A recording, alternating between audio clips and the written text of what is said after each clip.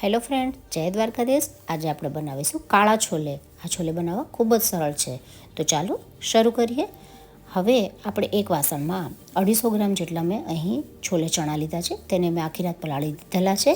હવે આ પલળી ગયેલા છોલે ચણાને આપણે કુકરમાં લઈશું। કુકરની અંદર જરૂર મુજબનું પાણી ઉમેરીશું। તેના અંદર બેકિંગ સોડા ઉમેરવા ખૂબ જ જરૂરી છે, જેથી કરીને સોફ્ટનેસ આવશે। મીઠું તથા ડ્રાય મસાલા જે છે અને ચાની પોટલી એ પણ ઉમેરીશું। હવે આપણે છોલેને બાફી લઈશું। આપણા છોલે બફાઈ અને તૈયાર છે। તેના અંદરથી ચાની પોટલી અને બે લીફ એટલે કે તમાલપત્ર હટાવી દઈશું। હવે આપણે તેનો મસાલો તૈયાર કરીશું। મસાલાની દરેક વસ્તુનું લિસ્ટ મેં ડિસ્ક્રિપ્શનમાં પણ આપેલું છે અને સ્ક્રીન પર પણ તમે જોઈ શકો છો। હવે આ દરેક મસાલાને આ રીતે આપણે ડ્રાય રોસ્ટ કરવાના છે 50%, જેમાંથી સ્મેલ આવવા લાગે ત્યાં સુધી।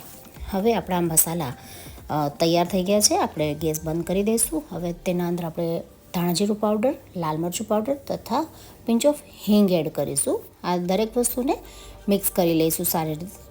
હવે આ દરેક વસ્તુ જે ડ્રાય મસાલા પાવડર છે તે ગેસ બંધ કર્યા પછી જ આપણે ઉમેરવાના રહેશે, જેથી કરીને આપણા જે મસાલા છે એ દાજી ન જાય। હવે એક કઢાઈ લઈશું। હંમેશા આ કાળા છોલે બનાવવા માટે આપણે આયર્નની કઢાઈનો જ ઉપયોગ કરીશું। તેના અંદર ઘી ઉમેરીશું।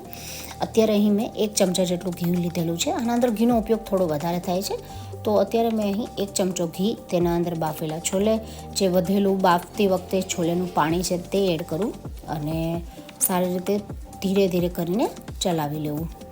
હવે આપણે જે મસાલો બનાવેલો તેને આપણે પીસી લઈશું, કારણ કે આ મસાલાથી જ આપણા છોલે કાળા થશે। તો આ મસાલો મેં એડ કરેલો છે।